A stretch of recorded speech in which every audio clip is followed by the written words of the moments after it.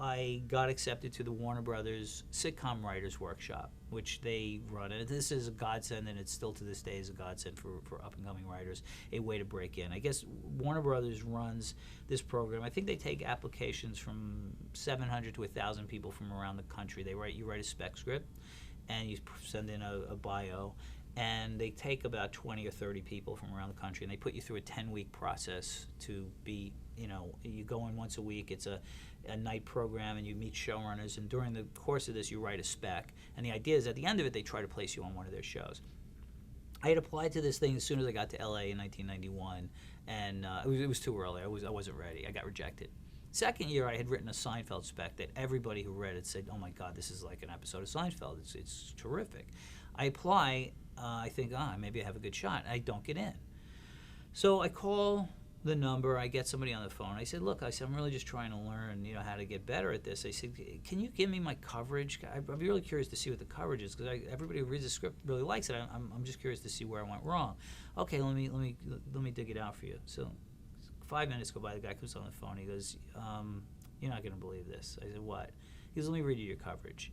And it's, characterizations, A, dialogue, A, storyline, A, A. This writer has perfectly captured the voice of the Seinfeld characters. The story's great, that's great. I said, "What's the problem?" He goes, there's two boxes on the bottom of the script, on the bottom of the sheet. It says, "Do you recommend this writer for the workshop?" Yes, no. No, neither box is checked. Whoever did this coverage did not check the box. He said, I don't know how these got pushed to the side. I said, "What am I going to do?" He goes, "If I were you, I'd submit this again next year." I said, "Next year?" He goes, "I'm sorry." He goes, "This is a really good script." A year goes by. I submit it again. I finally get accepted this time. So now it's 94, February 94. So it was like right after the, I think I was supposed to have my first interview. It was actually January 94. My first interview was the day of the Los Angeles earthquake, the Northridge quake. So I said, this is my luck. It's like, I said, thank God, the person I was going to interview with survived the quake, and I interviewed a week and a half later. So I get in, and now, this is great. I mean, this is, finally, the thing that this program does for you is it identifies 20 or 30 people who are worth looking at. So suddenly agents now, Warner Bros. Has done the hard work of weeding through the hundreds and thousands of scripts that come in and go, yeah, we think these 30 people have a shot at being employed. So suddenly now you have a little buzz. So at the end of the 10-week program, they call me in and they said, "We have an interesting situation. We have a show that we think you'd be good for. It's not a comedy. It's a drama that has a lot of comedy in it." And they said, "And this is no reflection on your comedy writing, by the way. We think you're really funny." I said, "Well, why me?" And they said, "Well, it's a show about a blue-collar guy who's a lawyer who goes to work for a really stuffy law firm. Do you think you could write that?"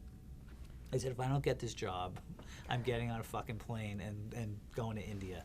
I said, "This is it, right? This is my job." So it was a show called The Great Defender. It was on Fox. It was created by a writing team, George Skank and Frank Cardia, and another guy named Frank Rizzulli.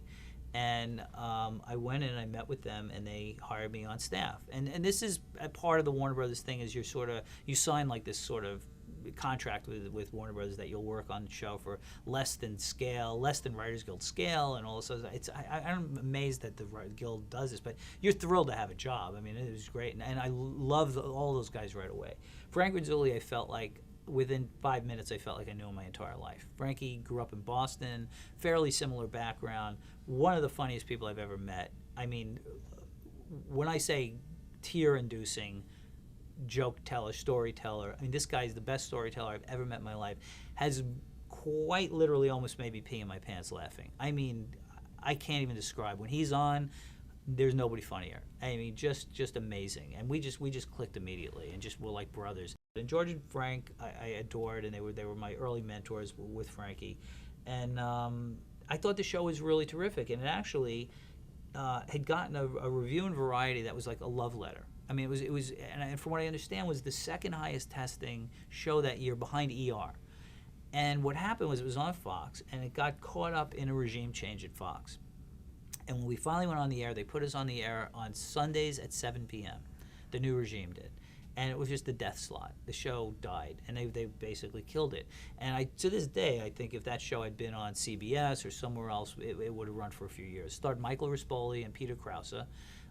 It was really fun, and it was I think a good show. I mean, I'm biased, obviously. It was my first job, so I remember it fondly. But I do believe it holds up, and I think would have been a good show.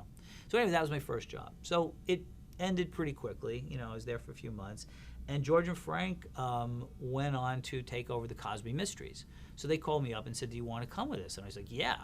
So for me, at this point in my career, the concept of charting out career progress, or I'll take that job but not this job, I couldn't believe people were paying me to write. It was I would have taken anything.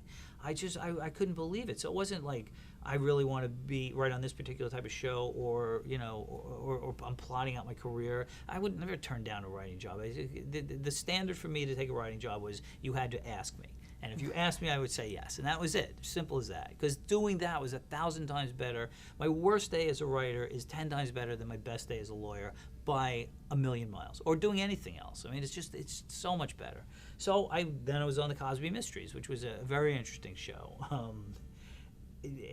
Bill Cosby, as a retired, he wasn't a cop exactly. He was a forensic investigator for the New York Police Department who was retired and then wins the lottery, and then spends his days like insinuating himself into these various mysteries. And it wasn't particularly well done show, and it is sort of funny, but probably not for the right reasons now. But it was a job, and I loved working with them, and Bill Cosby was awesome. I mean, meeting him, and maybe the best compliment I've ever gotten in my life. Bill Cosby told me I was funny. I was like, that's unbelievable. It was great, and yeah, it was a really fun time. And that show, I don't think it really made it through its first season, or I think they did like 18 or 19 episodes. And we came on, I think George and Frank were like the second showrunners of that year, and we did like 6 or 7 episodes, and then NBC ended up canceling it. But I was then out of work again, but I was a working writer.